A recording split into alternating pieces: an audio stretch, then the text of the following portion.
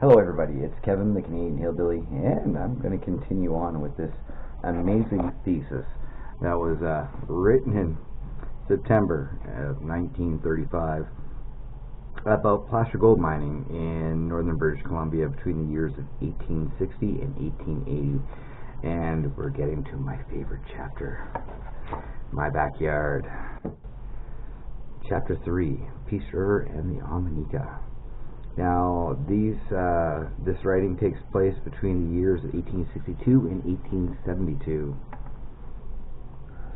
Now, this chapter is chapter 3 in the book. The first chapter was terminology. The second chapter was the schema, which I already did a video on that one, and it'll be out before this video. If you're a history buff or a prospector in general, you'll find this stuff very interesting. It's important to make note of the historical significance of the area that you are prospecting in, because these old timers did a lot of work, and let them do a bit of the work for you by telling you where the good spots are, things to look for, and places to go. Rivers has changed dramatically in the span of that 100 years. So where they were finding gold back then, you'll find gold now. Just go a little further downstream and work your way back up to the hot spot. So, I'm going to start reading here. The Peace River Basin was the scene of gold mining during the decade following the Thecanadian rush. In two distinct periods of activities, miners penetrated two different sections of the Peace River Basin. First, the main river with its chief tributaries, the Finley, the Parsnip, and then 5 years later, the Ominica and Manson River valleys. So, the Finley and Parsnip was between 1862 and 63. 5 years later would have been the Ominica and Manson River. So, the Peace River is formed by the junction of the Finley and Parsnip rivers, which now is held back by Wilson Lake, and those two rivers flow into Wilson Lake. So a lot of these areas in reference to this is unfortunately under hundreds of feet of now water, sediment, and debris. And when I get to Pete Toy's bar, you're going to go, ouch. Alright. Large section of the junction of the Finley and Peace Rivers, which drain a large section of the Rocky Mountain Trench, about 125 miles wide between latitude 50 degrees and 30 and longitude 58 north. Between 54 degrees 30 and 58 north latitude. The area of their combined river basins is roughly 33,000 square miles. The Finley River, which drains the northern sections of this area, is 250 miles long. The Parsnip, which drains the southern section, is about 150 miles long. From the junction of these two rivers at Finley Forks, the Peace River flows eastward into Alberta. From Finley Forks to the Grand Canyon above Hudson Hope, which is now, unfortunately, in that Wilson Lake Reservoir Basin. The valley is narrow east of Hudson Hope. So, the dam is roughly near Hudson Hope, so if it's east, you're in that Great Canyon, which is now, you got the dinosaur. There's three major dams on that, and a lot of the area is now submerged into water. But we got lots of hydro that we pay really incredibly high prices for. Alright, as I was saying before I went on this segue, it flows through an extensive rolling foothill country. Both the Finley and the Parsnip flows closely to the Rocky Mountains. Therefore, their large tributaries flow from the west. The most important are the Ominica, the Ominica, and the Manson, which join the Finley at distances respectively 105 miles, 13 miles, and 3 miles above Finley Forks. So, where the Peace River begins, they're north. The Nation River and the Pack River are the largest tributaries of the Parsnip River. The Omininca rivers, and so Now the pack and the nation, they both flow into Wilson Lake as well as the Parsnip. Whereas before the dam, those rivers used to flow into the Parsnip and continue on. So you got to think about this dam that was made. I think it was in '67, and this obviously predates it by several years, considering how it was done in '35. So the Ominica River rises to the mountain range to the east of the Skeena Valley near Bear Lake. It flows through a rough, broken mountainous region, which is cut up by many short ranges, varying from 5,000 to 6,000 feet in altitude to the south of the river, and flows from 6,000 to 8,000 feet to the north. The streams which drain into the Ominica are usually U-shaped. Among them are Fall River, Silver Creek, and Germanson Creek. 8 miles below Germanson Creek, Ominica enters Black Canyon. Now, Black Canyon is a very interesting location, because of how it was named. It was named after an explorer that came through with David Thompson, and his name was Samuel Black. So in one summer, he was helping map northern BC, and got went through the Stikine and all the way down to the coast, where he then was going to winter in Victoria. He then hopped on a boat from Victoria to San Francisco, and he was a mountain man, fur trapper. And in Taos, New Mexico, every winter they have a roundup, is where fur trappers and mountain men would congregate, tell stories, and catch up on old friends, and buy supplies and prepare for their next oncoming summer. Samuel Black intended on spending the winter in Taos, New Mexico, but while he was there, he heard of the uprising in San Antonio, Texas. So to the Alamo he went, and to the Alamo he died the following spring.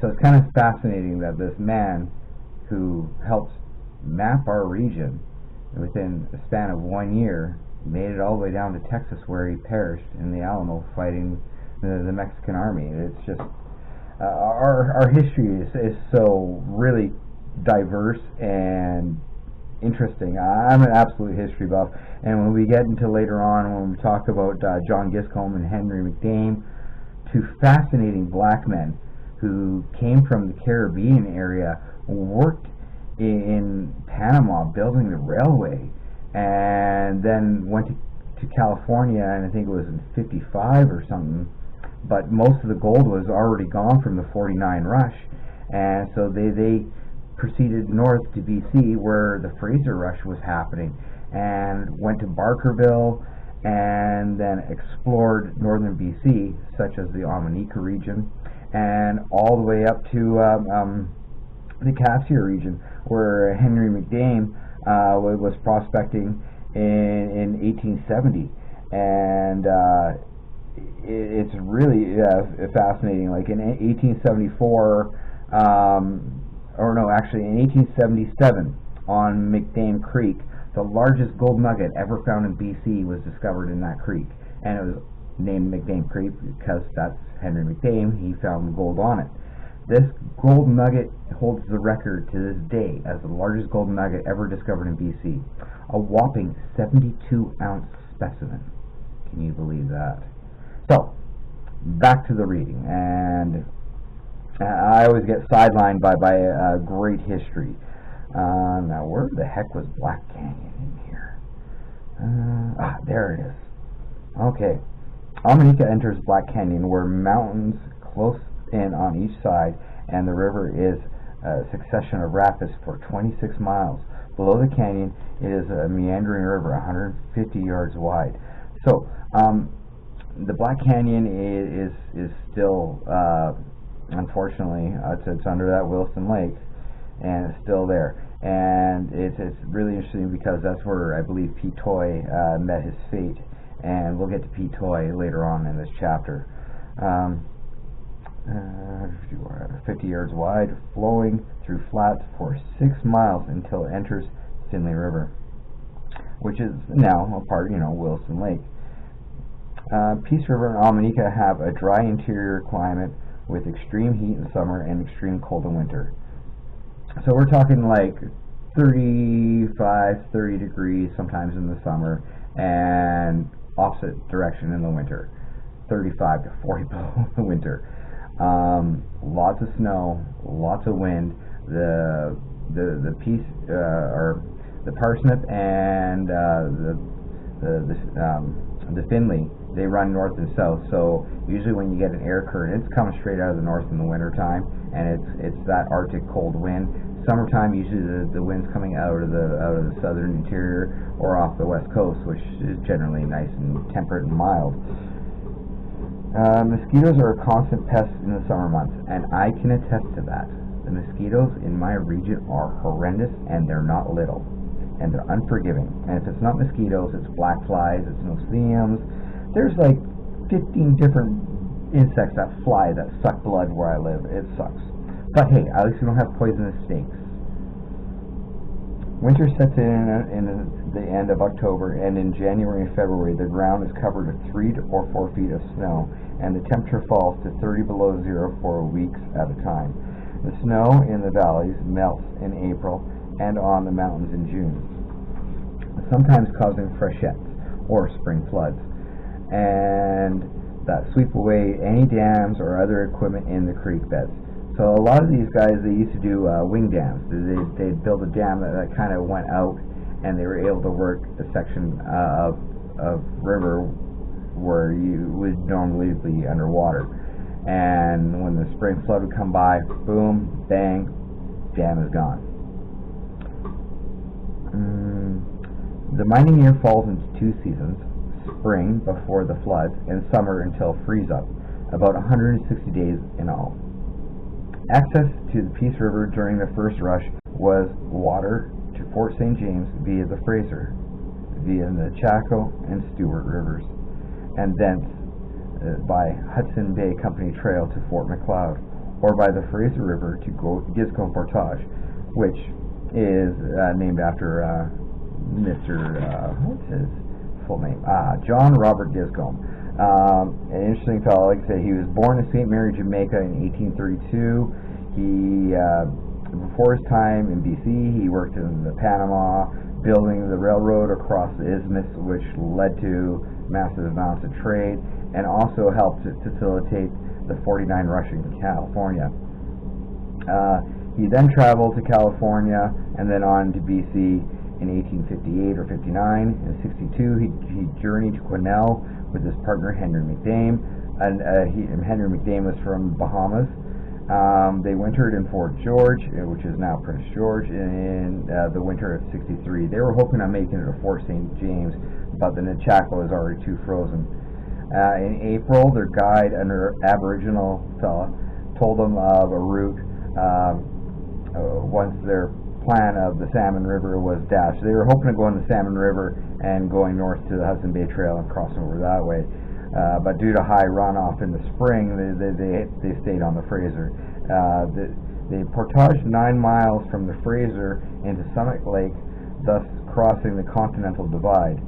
And that Continental Divide, now the waters are running into the Peace River region from there, because all the waters from that Continental Divide south went down the Pacific. All the waters north of the Continental Divide went out to the Arctic. They crossed the Continental Divide to Fort Macleod via the Crooked River. They were the first non-natives to travel that route. Check this out. The first non-natives to travel that route with a canoe weren't no white fur trappers. They were 2 black guys from the Caribbean who came up here to go gold mining.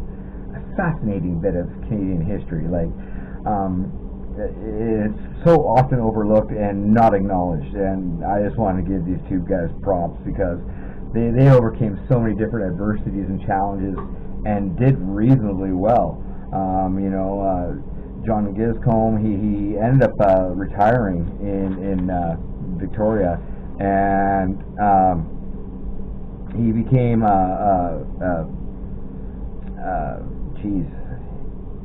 he invested in real estate. That's what it was. He never married. He never had any children, He passed away in 1907 and gave his money to his landlord, which is like $23,000 at the time, which under today's currency would be under just $500,000.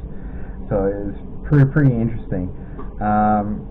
Henry McDame, there's not so much information about him. I tried doing a little bit, and he's from the Bahamas. He came to BC in '58. He prospected the Ominica and Germanson in 1870. By '74, he went up to the Cassiar. By 1880, he was back in the Ominica.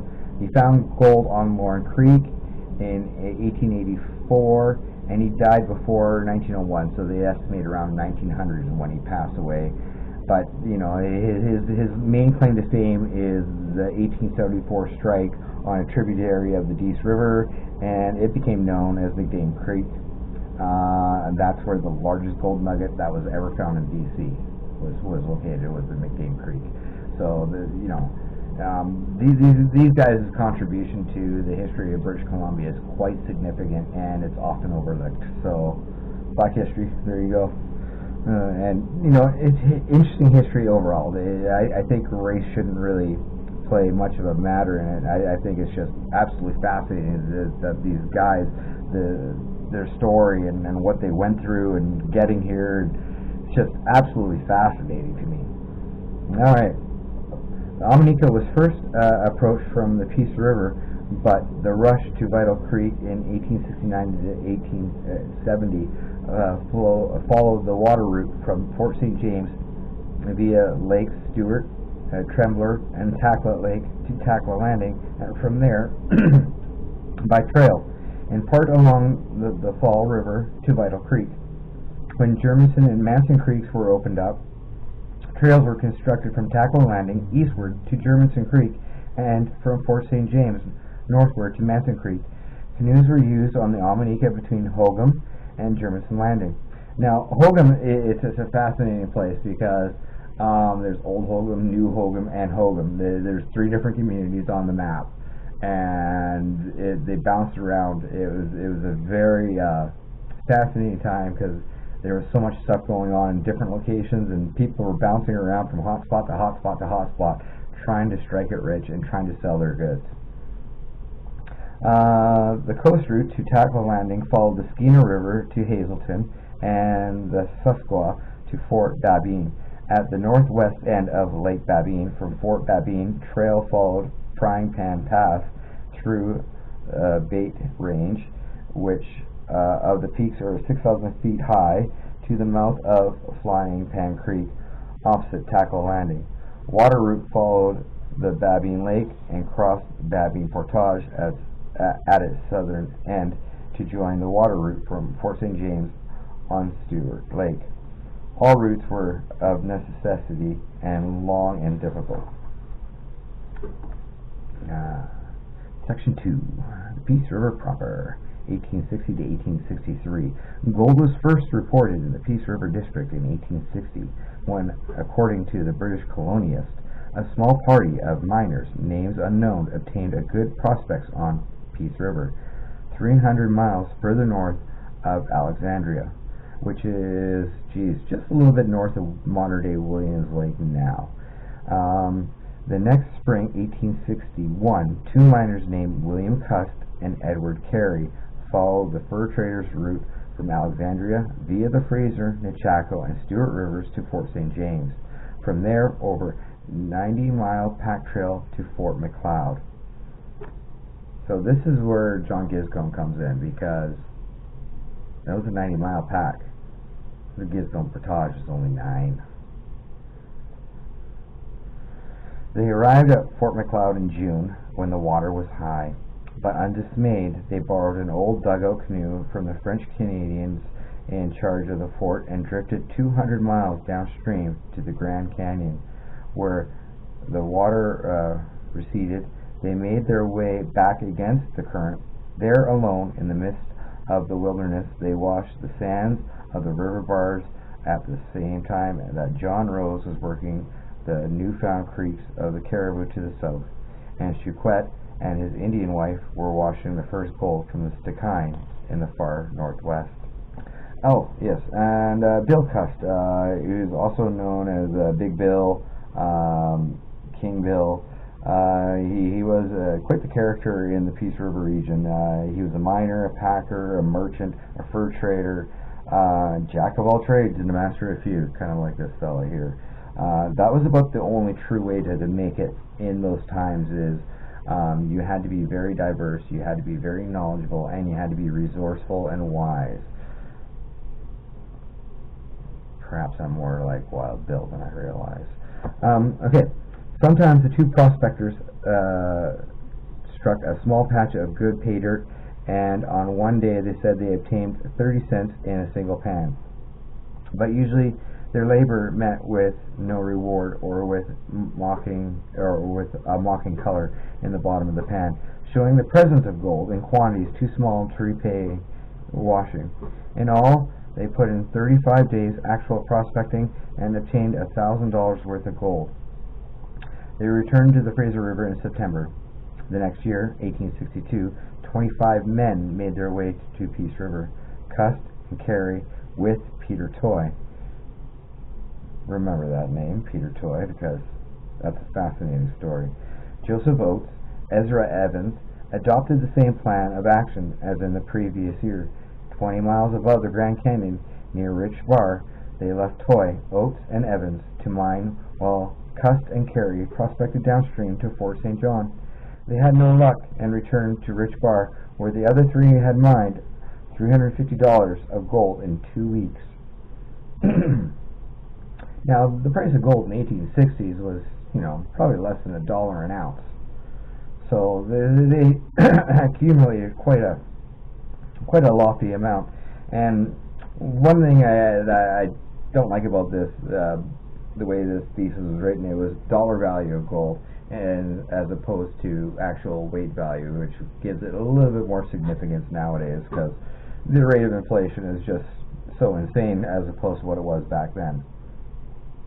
They left Rich Bar, proceeded upstream to Finley Forks, and then ascended the Finley River, with poor luck, except at one bar about 4 miles above Finley Forks. So that one bar above Finley Forks, that's pretty much where Pete Toy set up camp. Here at Toy's Bar, so named after Peter Toy, they attained over $2,000 in 1 week, but the season was late and they had to return to Quesnel. During that summer, those 5 men actually worked 52 days on various bars and mined $6,000 worth of gold, $1,200 each. In August of the same year, 1862, their parties arrived on the scene. An unnamed group of 4 men took out $900 for the crowd in 12 days. On the Parsnip River, a third party of 8, which had been prospecting on the Bowron River, reached Fort McLeod without provision or tools. They killed a bear for food. They then constructed a very rough rocker and washed out $1,000 in 4 days. Bridges and Pierce, 2 of the party, left the rest at work and returned to Quesnel for supplies. They brought their supplies to Fort McLeod in October. Then the party of 8 proceeded to Finley River, where they passed for the winter.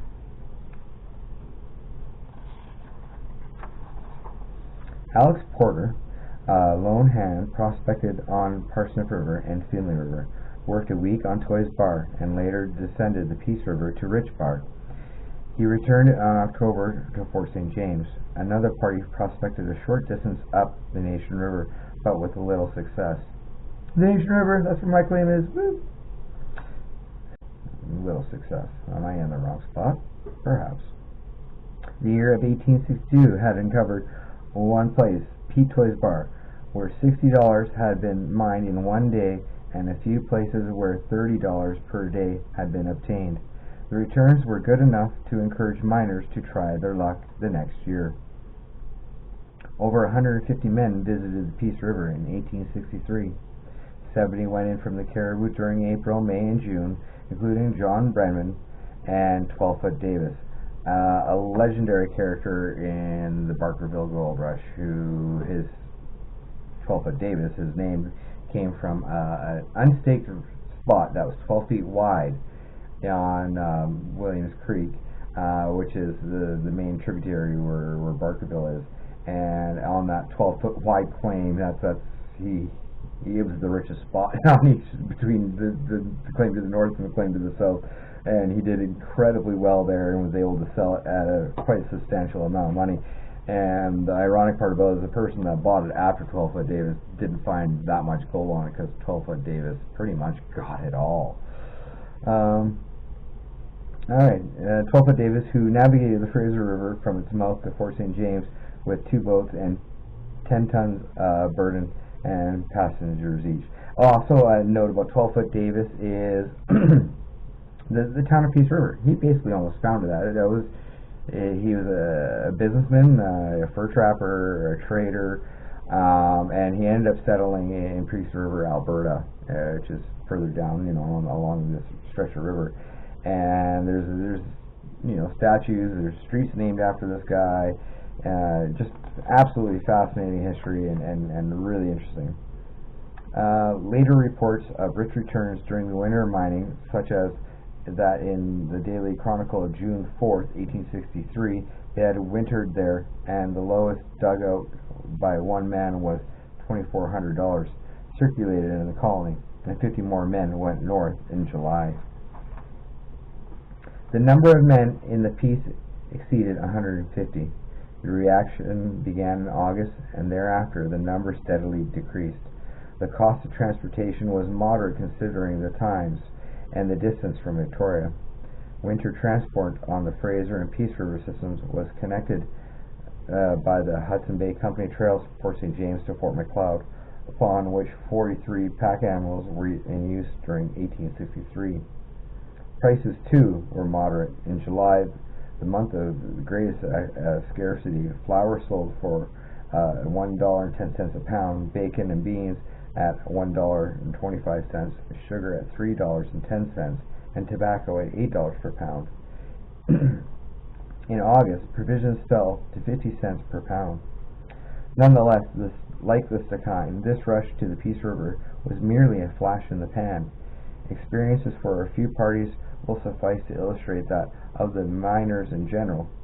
Peter, Goldsmith, Sam Bell, and 3 others left Victoria in January and reached Fort Macleod in May. They mined on Parsnip River and obtained $8 per day to the hand, a comparatively poor return.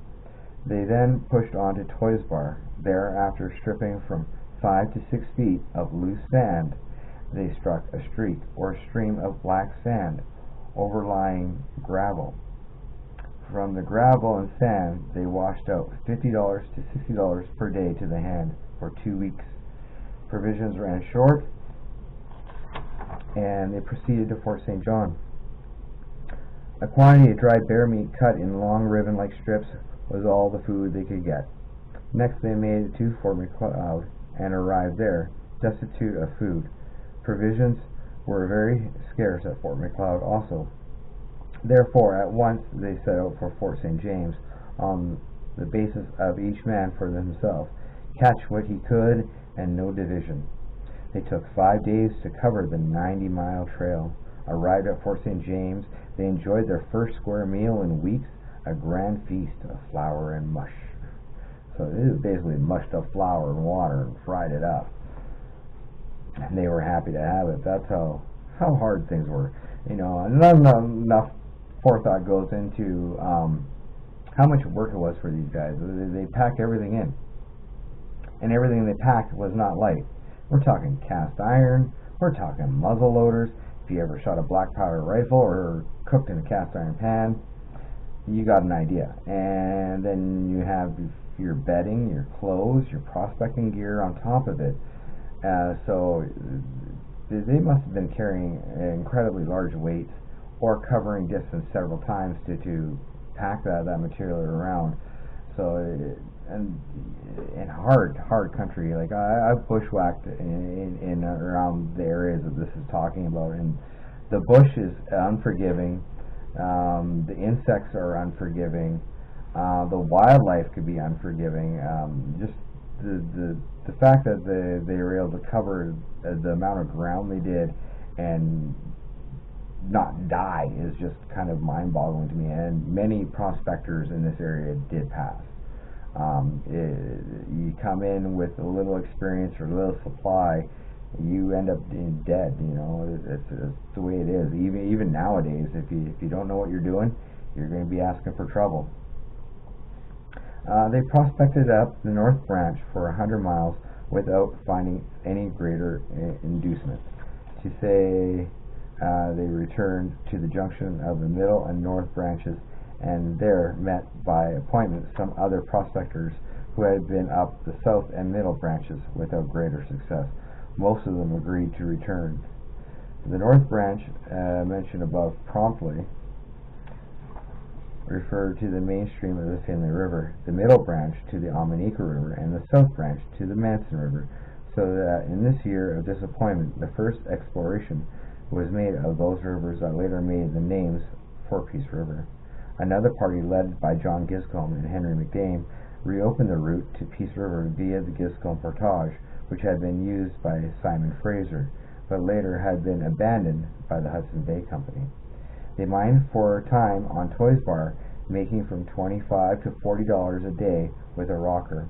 They prospected 140 miles up the Finley River and found nothing. Next they tried the upper South Branch of Finley's, probably the Ominica.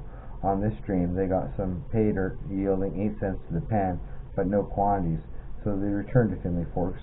Undaunted, Giscombe and a companion descended the Peace River, explored Smoky River for 160 miles from its mouth, and proceeded to Dungiven, where they turned back on the receipt of reports that diggings on the Saskatchewan River were a failure and that Nation River was after us. They reached the Nation River on September 8th, where Alexander Porter and a party led by Monroe were about 45 miles from the mouth of the river, making from $10 to $25 per day. Now, you look at my claim. This is basically where I got the information from, 45 miles up, and that's pretty much where my claim is, and that's why I'm digging there, and that's why I'm finding gold there. It was this research and finding this information that led me to the knowledge of where to look for the gold. And it's interesting because on my claim there's wild chives that grow along the bank, and chives aren't native to North America. But I tell you one thing, there's nice trout in that river too, so it's nice to be able to catch up a couple of trout, and throw in some tinfoil, a little bit of butter, and a whole bunch of chives. It makes a great lunch while you're panning, I tell you what. They watched gold for a short time, some abandoned bars, and then went to the Caribou. The returns in gold from Peace River in 1863 were very poor. Only a few miners, notably Peter Toy, William Cuss, and Black Jack Smith, Dancing Bill, and 12-Foot Davis returned in subsequent years. They prospected in the summer, trapped in the winter, and engaged in the fur trade with the Indians, with the competition of the Hudson Bay was not too keen, because the Hudson Bay already had a bad reputation from what happened on the Stikine. And the Aboriginals were very, very aware of what was going on with the Hudson Bay, so they were apprehensive to trade or buy goods from them because they were fearing for their lives.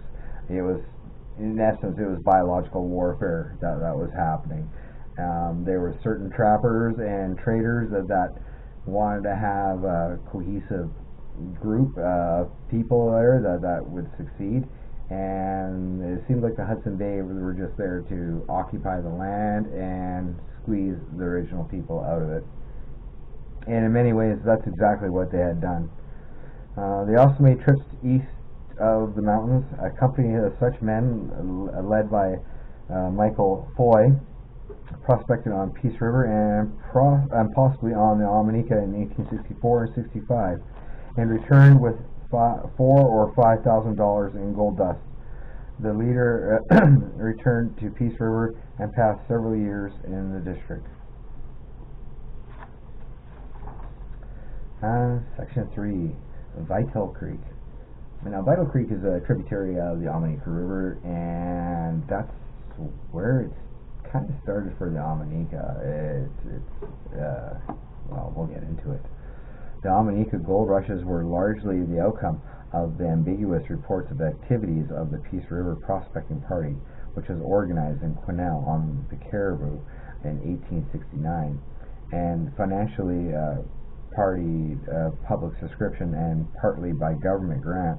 This party found gold on Vital Creek, a tributary of Silver Creek, and worked claims there in the summer of 1869. Returning to Quesnel in the fall, the reports led to the rush to Vital Creek in 1870. The cream of the gold in this creek and surrounding district was gathered before the discovery of gold on Jurmenson Creek in the fall of 1870.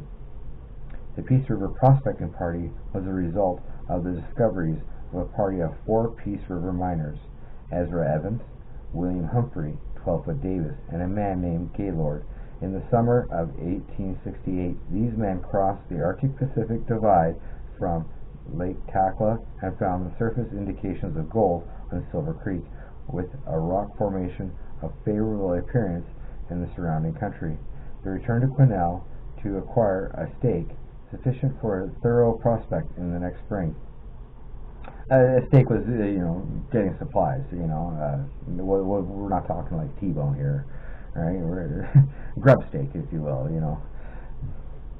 The records do not indicate what changed their minds, but evidently they were unable to carry out this program, for they appealed to the community at Quesnel for help. Business in BC was going through a period of depression, and the Caribou shared in the general hard times, especially as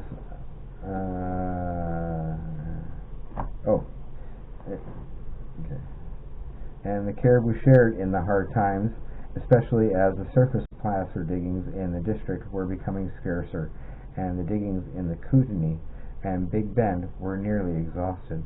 Miners were on the lookout for new fields, and the reported discoveries in the Ominica River country were given earnest consideration. Its remoteness, for it was over 300 miles north as the crow flies, together with the collapse of recent rush to Big Bend, caused divided opinions as to the feasibility of exploring it. It dictated caution in embarking in another expensive venture. However, miners finally decided to organize a party to explore the Ominica district and made a public appeal for funds to finance the undertaking. This party was afterwards known as the Peace River Prospecting Party. Gustus Bill Wright and the chief builders of the Caribou Road, the Honorable Edgar Dewdney, after whom the Dewdney Trail to Kootenay was named, and who later became Lieutenant Governor of the province, and P.C. Dunleavy, a farmer and trader in the Upper Fraser Valley, were chosen a committee of 3 to make the necessary arrangements. The appeal for funds was successful. Miners and traders in the Caribou subscribed $300, Soda Creek and Williams Lake farmers $900, and the colonial government, after offering $500, increased its grant to $1,000 on learning of the generous responses to the public appeal. The total collected was $2,200. The exploration party chosen considered of Michael Brines and Vital LaForge, who formerly had been Overland Telegraph Company scouts. William Humphrey, a member of the party of 1868, which made the first discovery, Patrick Kelly, Alan Grant, and James Hawkins. Michael Burns was appointed leader. Detailed instructions were given to him, from which the following are extracts. You will try, as far as your judgment allows, the various streams forming the Finley branch, and not diverge too near the coast or too far to the east, as the Peace River has been already prospected. You will consider yourself in the sole and entire command of the expedition, taking as far as you may desire the advice and counsel of all your companions, but having the full right to control all their operations and movements. Michael Burns explored Quesnel Lake to Stewart and through the Nass, Skeena, Stikine, and Taku valleys as far north as Lake Teslin and the Collins Overland Telegraph parties from 65 to 67. After the discovery of Vital Creek, he went off prospecting in 1870 by way of Bear Lake towards the upper Stikine River. And back to what the instructions were for him.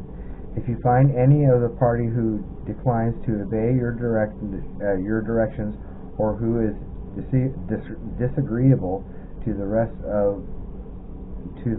and inclined to retard the objects of which expedition, you have fully liberty to furnish him with sufficient for his return, and let him leave the party. If at the expiration of a year you are not fully satisfied and wish to remain still longer, you can send a portion of your party here, Quesnel, and we will endeavor to furnish them with more supplies. The party was provisioned for a year's prospecting and supplied with a suitable boat. They set out from Quesnel on May 3rd, 1869. The route followed is as shown on maps 1 and 3, respectively, opposite page 14.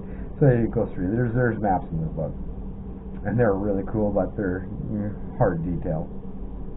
They traveled by boat via the Fraser and Chaco, Stewart Rivers, and Lakes Stewart, Trembler, Takla, and Bulkley House, and overland telegraph station at the north end of Takla Lake, a total distance of 230 miles as the crow flies, and 360 miles in actual route. From Bulkley House, they went back 10 miles along the north shore of Lake Takla to Takla Landing, and leaving the boat at the landing, set out on foot in a northeasterly direction across the Pacific Arctic Divide. 5 miles from the lake, the party reached Fall River and followed its banks to a point about 6 miles from its mouth. They then proceeded eastward along the foot of the northern slope of the Vital Mountains to Silver Creek, so called on account of the presence of acuarite, which is a silver compound often mistaken for native silver. On June 21st, 1869, gold was discovered by Vital. There's one of those really cool looking old maps, which is probably in the BC archive. This is a thesis, so there's a bibliography. There's all the information where he acquired this information for his thesis. So it's one of the things that's kind of neat. You can really dive into this stuff and get more information. La Force, on a tributary of Silver Creek, which was named Vital Creek after its discoverer. A few days after the discovery, another party arrived at Vital Creek. William Chapman, the leader, Ezra Evans, leader of the Discovery Party in 1868, and a man named Gaydon. The arrival of an independent party which was free to work any claims forced the Burns party to decide whether to stake claims and continue prospecting according to their agreement, or return to Vital Creek and take out what gold they could before the freeze-up. They determined to remain and staked and worked claims on Vital Creek, about 1.5 miles from Silver Creek. The Chapman party located about 2 miles further upstream. Burns' party fulfilled his obligation to the committee by going out on 2 prospecting trips lasting about a week each, one eastward in company with LaForce and the other westward by himself. Each trip covered a radius of approximately 20 miles.